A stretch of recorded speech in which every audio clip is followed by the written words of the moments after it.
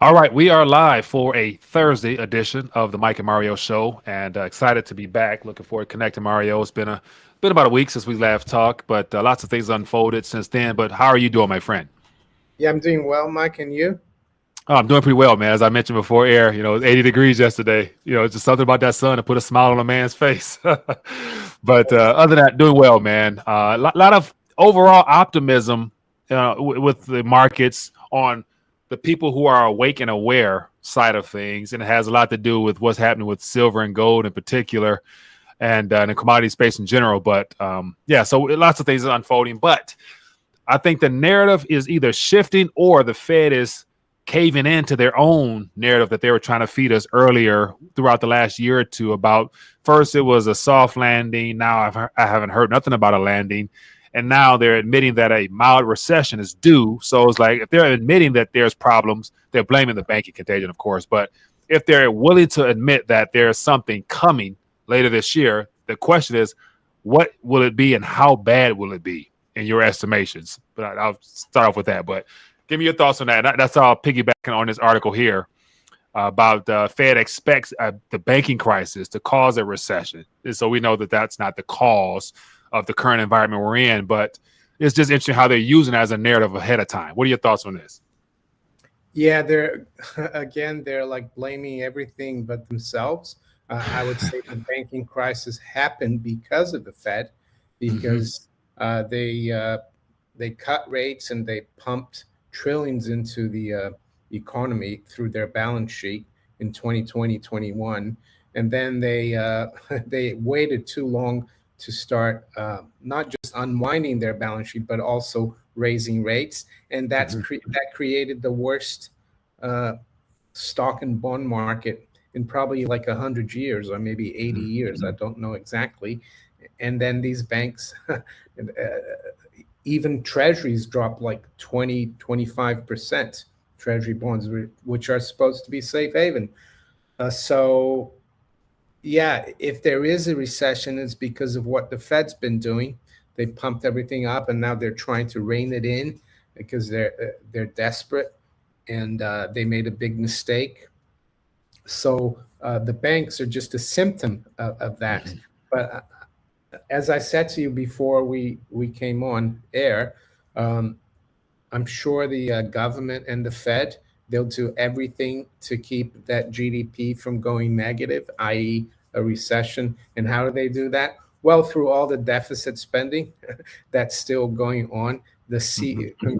Congressional Budget Office just did a report recently, and they said we're going to get over 5% budget deficit in the current fiscal year, and it's going to keep stay in the red for up until 27, 28. It's going to drop a little bit, and then it's going to get out of control by 2033. They expect the national debt to be 50 trillion, so they can always paper over things with spending. They could find another crisis to spend more hundreds of billion through the military industrial complex, or uh, bail out the banks again. Who knows? Yeah, and speaking of which, just this headline here: deficit tops 1 trillion in first 6 months of the fiscal year 2023. So there's no end in sight to this debt Ponzi scheme, but just the narrative of like them blaming the banks. Like, what better excuse could they use, given the fact it's the most relevant, and we haven't really even seen the full effects of this contagion because it's kind of died down over the last couple of weeks or whatever for whatever reason. I guess it has a lot to do with the Fed's extra windows and all those swaps and all types of things they've done behind the scenes. It's quieted it down a little bit, but the problem still persists. Now, if it goes to the point where a mild recession is coming at the end of this year, and I'm seeing a lot of other forecasts talking about mild recession, but then again, the current environment we're in now we've never witnessed anything like this in modern history. So that lets me know that what probably lies ahead will be well beyond a recession. It might be on the brink of unfortunately, I use the word crash, not a soft landing, not a hard landing, but I've used the words a crash and burn scenario because that plays into the shift of this happening around the world, especially with happening out east, whatever. But if we get into the end of this year and there is some type of event then what? Like then what will happen from that point on in your estimates? Like as far as them trying to will they officially pivot and go QE again, or that's the that's what kind of I'm trying to figure out how to walk through this scenario of them admitting that a recession is coming, but then what will their response be when it gets here, according to their own measurements? You think? Well, I don't think they're going to be too concerned about like a recession, a shallow recession if they get Mm-hmm. it. But what they can do if there is another crisis, another accident, like we've seen here in the UK back in September, October time, Mm-hmm. they just came in. Bank of England came in and intervened with more, not QE, right? It's like they're putting out fires, and they keep saying, "Well, we're going to keep tightening. We're concerned about inflation," and that's the same thing the Fed has done recently. They increased their balance sheet by almost 400 billion in a week to save, to calm down the banking contagion. Mm-hmm. And it could happen maybe next week or in a month's time or 3 months' time. And I'm not sure they would pivot, but they would do some kind of new program and say, oh, this is just temporary to calm financial conditions, but we're still going to keep tightening rates because we're concerned about inflation. And I think that's how they'll do it because uh, and I think they're going to have trouble with what's called inflation. The reason I Mm-hmm. do that is because I see inflation as the creation of currency and credit out of thin Right. air. Most people see it as a rising CPI, a high CPI, and I think we're going to get a rebound in the CPI. I know it's dropped back down to like 5.1%. We had the numbers yesterday. We Mm-hmm. saw PPI drop today. But if you look at the price of oil and the chart of crude oil, it's turning back up. We've had like a 12 months or 18 months of a rest in the commodity bull market, but I think it's going to pick back up. I could see crude oil go to like 150 to $200 in the next 18 months to 2 years. So it's going to be really interesting times. Now, given that the end of this year is we're expecting some type of event, I wonder is that what the metals market is sniffing out at this current time frame with all this positive forward movement in the price act, with gold and silver continuing to trend upward. Do you think that like literally like people from not domestically but globally are starting to sniff?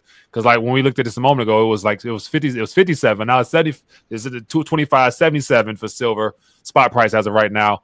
But if we get into some type of event by the end of this year, then literally based upon the current trajectory of silver and gold at this current moment, what could that dollar USD price be looking like at that point if something breaks in the system? In Yeah, your estimations, what are you thinking? well, back in 2020, uh, gold, silver, and commodities all and the stock market, everything crashed in Mm-hmm. March. But gold and silver were the ones to pick up before everything else, before Yeah. all the major commodities. As you see there, silver went from around 12 to 30 in a matter of Mm-hmm. months. So they were forecasting the inflation in commodities, not inflation, but the rising commodity prices. So Mm-hmm. we could be seeing another bout of that. Another forecast by gold and silver that prices are going to rise again, especially Mm-hmm. for hard assets like oil and all kinds of energy and soft commodities. And I don't know what the event is going to be to trigger that, or maybe what's triggered that is the fact that we saw how when push comes to shove, when there's a crisis in the system, the central banks come to the rescue, like the Mm-hmm. Fed did a month ago with all their new programs, this BT B, bank term financing program, BTPF. BTB, yeah. And then we saw they did not QE again, Mm-hmm. 400 billion. And we're seeing that the new head of the Bank of Japan, Mm-hmm. Governor Ueda, he just took over. like at the beginning of this week, and he said he's going to keep the same policy as Kuroda. So Yeah. they're gonna keep printing as well. The Japanese, they're gonna, and that's gonna, like, I think that's what gold and silver are seeing, that this they're going to be very because the only way I think to bring down inflationary pressures is for interest rates to be in double digits right now, because I don't buy that 5% rate of the CPI, and here in Yeah. Europe we still have double digits in the UK. So we need. I mean, I'll give them the benefit of the doubt, but if they really wanted to stop inflation, the Fed funds rate should be around 7.5 to 8. But can you imagine them doing that, 7.5 to 8? Yeah.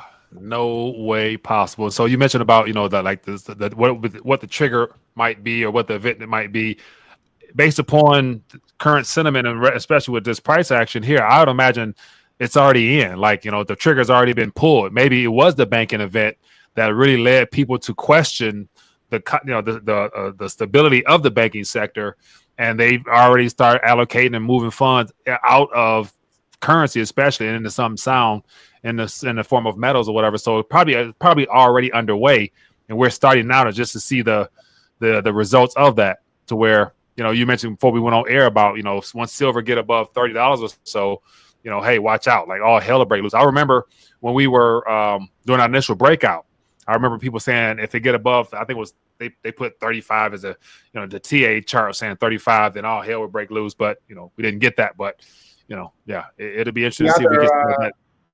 the other thing that gold and silver could be forecasting is this debt ceiling impasse. Because it seems like the Biden administration is pretty adamant that there should be no conditions, that Congress, the House, should just lift the ceiling, and the Republican controlled House doesn't see it that way. I saw that Warren Buffett, you sent me that article, doesn't seem to think it will be a problem, but who knows? The current administration has made so many mistakes and so many blunders. I mean, the top one that I think so far is the withdrawal of U.S. forces from Afghanistan in 2021. So it wouldn't be out of the question that it would be the administration that leads to the U.S. government defaulting because of not raising the debt ceiling. Because back in 2011 we're very close to that was the really last big debt ceiling crisis, and gold and silver went through the roof. That's when silver went to $50. So maybe that could be that too. Yeah, it's going to be interesting to see how this plays out, and we're just in the beginning of spring, to say the least. But let's acknowledge a couple people's super chat here. I want to put that on, forget that. But Ryan says, "Hey everybody, glad to be here. My question is: this going to lead to more inflation or major deflation? I see inflation is supposedly going down, but I also see the government spending." Yeah, a little bit of a stagflationary Yeah, issue right there in itself. I'll answer that, and then Go you ahead. can. I mean, first of all, inflation's not going down. Inflation still, or actually, we've had deflation, Ryan, since July 2022. And what do I mean by that? Well, the money supply M2 is shrunk, is dropped. So what we've had is rising consumer prices as measured per the CPI. So you can have rising prices in a deflation, which is what we're having. So what prices have dropped in this deflation? Well, it's been the price of financial assets, stocks and bonds, mortgage-backed securities, and that's why we've had the banking crisis, because the banks, their assets and liabilities got screwed up because treasury prices dropped so much. So yeah, inflation. I think we'll probably see it again. M2 is going to start picking up, but I think what he means by inflation is rising prices. So I actually see that as well as commodities start making a move higher, especially with oil breaking out, as I showed you on that chart, if you want to show that chart. And that's going to drive the whole commodity space. So yeah, I think Ryan looks at inflation as the CPI. So I think this 5% print or 5.1 from yesterday is going to be like a bottom right now, and we're going to see it go higher. Yeah, good analysis there, and I think clearly just the work, the terminology difference between inflation and CPI or consumer price index, which is the measurements, the measuring index they use to price all those assets. There is what's probably confusing to where it makes that question, which creates that question. If people knew and stuck with the idea that inflation was expansion of the monetary supply, as you love to hit on, people would even look at it from that standpoint. Consumer price index will continue to go up. That's how they've been able to inflate so much, because they've made people believe that CPI is inflation, while CPI is the consequence. A rising CPI is a consequence of inflation. But as we've seen, CPI can rise even during a deflation, which we've had. But anyhow, here in the UK, we have stagflation because our economy is hardly growing and prices are still rising. So yeah, as you can see there, oil has been consolidating since the middle of last year. It has dropped, but we've just broken out of this falling wedge. This is a monthly chart. So I expect oil to go a lot higher, and that will mean higher prices for everything, because energy is an important part of without energy, the economy doesn't move, right? But it's not oil that's going to cause the inflation. It's the consequence of it. And I think the deficit spending and all the government spending is what's driving this, and also the Fed policy, because the Fed is has not tightened enough, even though they've done a lot. But they've been for like years at zero rate, and their balance sheet went up tenfold from 800 billion to almost 10 trillion. Yeah. Good point there, man. All right, so here's another from Chris. Appreciate you, man. It says, if the Fed's inflation target is moved to 4 or 6%, what effect will this have on precious metals? Thanks.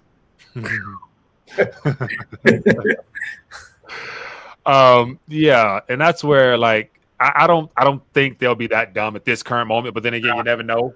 I think people have been talking about 3 to 4%, but 4 to 6 would be like it's putting a rocket up gold and silver and all commodities, all hard assets. I mean, if you get CPI rise of 7%, I think the rule of thumb is 7% over 10 years, things double. So, but it's possible that they bring it to 3 and 4, and even 3 and 4 would affect the gold price. And their excuse is that if they try to bring it back down to 2, it's going to hurt the economy and hurt the stock market, right? I think never mind your purchasing power, never mind the currency itself. Like, that's not the primary focal point. We don't care if you are losing while we're trying to fight inflation, as they say it. Interesting. What else? Okay, we just got some other subjects here. So I'll bring up a couple things here that came across my radar. One of them was this article here about your guy over there in England. It says Bank of England beefs up plans for a digital Britcoin currency. And so it looks like, regardless of what's happening with the old legacy system, they're hard pressed on continuing to lay the framework for their version of the new economy that they're trying to create. And I'm like, I mentioned it, they're hiring a workforce of up to 30 people to develop the project. And I'm like, if they're telling us that now, clearly they're a lot further along than they would want us to know. And they already have something probably in play, given that if the U.S. has some type of event that later this year, it won't just be isolated here. It's going to spread throughout Europe and UK and everywhere else. And they all be on the same framework with the same narrative, of course, I'm sure, trying to come out with their version of a solution to their own problem they created. So, yeah, but they came out with a working paper in February. Their plan, the Bank of England and the Treasury, is to phase it in the next few years. So it's not going to be right away, and it's going to run parallel. But if it works, because I'm not sure they'll be able to bring in a CBDC if we see the kind of crisis that I foresee, a currency collapse if they lose control of things. Why would people trust them to bring in something new? Someone's got a super chat there. Yeah, Ryan says, "Isn't the M1 money supply down? Are banks running out of cash?" M1 and M2 are down. Yeah, banks. Yeah, I think some banks are running out of cash, especially the small and mid-sized banks, because after the SVB collapse and Signature Bank. But this also means that people are moving. They could be moving their cash. M1 is just notes and coins, right? M2 and bank deposits, and then M2 is like time deposits, like and money market funds. Yeah. But they could be moving that cash to M2, to money markets funds, but M2 is also coming off. But that's what deflation is, Ryan, when the money supply drops. Yeah, and with all the stories over the last week or two about all the small regional banks experiencing problems due to that deposit limit that hasn't really been ironed out as of yet, the panic from people withdrawing, taking them to the globally systemic important banks, they're flushed with, they got more than enough, cash. It's just the smaller banks, as you mentioned, that are being in my opinion, being deliberately, this is a deliberate activity against those smaller banks to consolidate power into the top echelon of banks. So I wouldn't doubt it if it's intentional in nature, spurred on by the current activity with the banking sector. So, all right, let's if you want, let's get to some questions in. So we already got questions out there. Let's get to some couple questions. And let me see. Get this up here. Let me see. Feel free. Let me put up here. Yeah. All right. So if you guys have some thoughts, ideas, or questions you want to share, or bring some topics to the table, feel free to do so. We got a couple of good ones already. And what else we got here? Let me know if you see anything out here. A lot of expats in UK countries. I haven't seen any questions yet. It's getting too confusing. Yeah, no. Here's Matthew says, thoughts on the total returns. Thoughts on the total return swaps conducted through the International Swaps and Derivatives Association. How unregulated it is, i.e., Archegos 223. All right. Yeah, I mean, swaps are just derivatives. Like most interest rate derivatives are done through swaps. The ISDA, International Swaps and Derivatives Association, that's just like an association of all the big derivatives traders, like in the banks, big banks, and the people who make a market. Archegos, yeah, they leverage up to the hilt, and yeah, the move in the markets just killed them, and it was one of the reasons why Credit Suisse has been in trouble and got into trouble about a month ago. Credit Suisse, Archegos had a prime brokerage account with Credit Suisse, and Credit Suisse ended up losing $5 billion because all these derivatives, especially the over-the-counter ones in interest rate swaps, they're highly leveraged. So Archegos, of course, it was a hedge fund, and it went from being very small to very big to worth billions, but then they lost everything because they bet more than the equity they had, and when the market moved sharply and there was a lot of volatility, they lost everything. Interesting. Now I want to hit on. I forgot a topic that I wanted to bring up. That the tweet you sent me from Ben Rickert. I want to bring that up here, and that has to do with the BlackRock situation. So we'll get to some questions. So feel free to throw out some questions or whatnot, because I want to definitely touch on that. But here's that headline here, if I can move this over. But talking about BlackRock defaulting and how that's going to have a little bit of a Blackstone. I'm sorry. Yeah. So back on March 3rd, Blackstone defaulted on the Nordic-backed mortgage bonds, And so from according to what you've heard or see, what's been the spillover from that? Well, these are mostly like funds that are private equity funds based on commercial real estate. Mm-hmm. So, and they have rules where they can sometimes freeze people's, if people want to take the money out, there's a limit. But in this case, yeah, they defaulted on these bonds, and it looks like they're defaulting on another one as of April 13th of today. Mm-hmm. It says here default on two more massive tranches of debt. So basically, what he's saying, Ben Rickert, is that there's a lot of people that don't know that a lot of their pension money and hedge fund money is in these highly illiquid private equity instruments, and it could be serious. I don't know what the impact is going to be. I mean, we've seen since December, Blackstone has had problems with these commercial real estate funds. Yeah. So. And so I think what is it? The most recent I saw they suspended withdrawals as people were trying to get out, and so like that's going to definitely linger, and that's all leading into the later this year, where perhaps that the commercial real estate debt bomb implosion might be the next fuse that's lit on the other end, because if the banks was on one side, now we got the commercial banks on the other side. Like how does this meet? What does it meet up to or equal up to in the middle of all this? So that's going to be something definitely worth paying attention to. So commercial real estate. All right. So I just wanted to mention that just because I forgot to touch on that earlier. Jay Jones says, I mean, guys, what is the end result of all this destruction? Do they want us to microchipped and brainwashed and in concentration camps, tracked and traced and vaxxed? The U.S. is collapsing. Yeah, that's a great question. What is the end result of all this destruction? Yeah, and there's a lot of theories for that.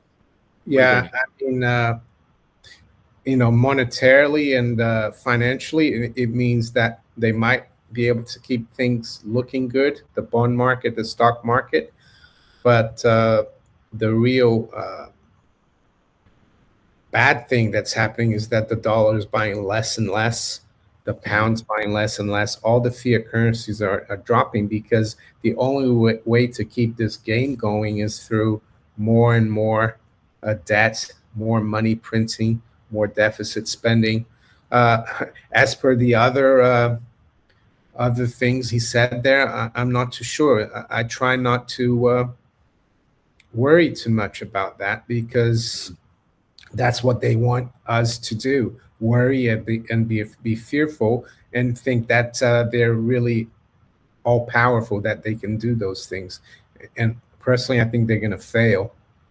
Yeah, I hope they do fail, and we'll have to wait and see. But I see in the comment section, people are talking about selling some silver if it gets to 50, and I even heard one of the commentators talking about having been in the industry so long that if it gets to a certain number, he's going to take some profits. And I'm thinking like, I don't know about traders take profit. I'm like, just if it gets to a certain number, like, well, I mean, take profit. In what? You're saying if silver? I think it was James Anderson from SD Bullion. He was interviewed. He mentioned that. Yeah, I know, but yeah, maybe if you need to have an emergency, sell it at whatever. But it's like in Venezuela, in the run up to the hyperinflation, that people saw gold and silver going up. Oh, I'm going to take some profit. Right. And then a month later, the double, triple. That took the profit in is. I mean, I would maybe look, but silver, if it gets to 50, it's still the level that it was in 1980. Mm-hmm. So maybe if oil is at $10 when silver's at 50, maybe sell some silver and buy some oil, but don't keep the fiat currency. What's the point? Right, and that was the whole point. Like, you're taking profits back into a fiat currency that is being exposed as the primary problem. It's like, I'm not too confident in that. But I'm curious. I didn't get your thoughts on the whole Texas bill, the two bills is put forward about creating a state-issued digital currency backed by gold.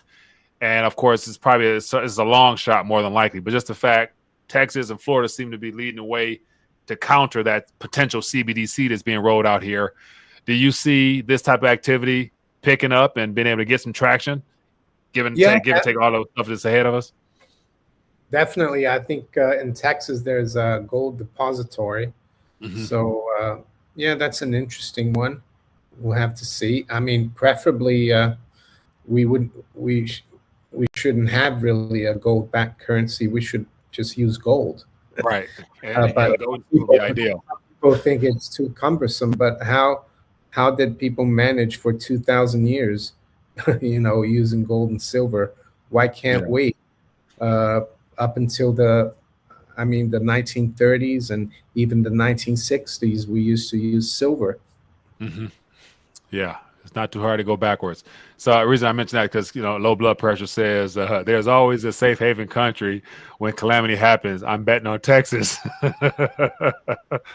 Texas is going to join the BRICS, isn't it? Yeah. Abbott put in an application to join the BRICS. That'd be something else.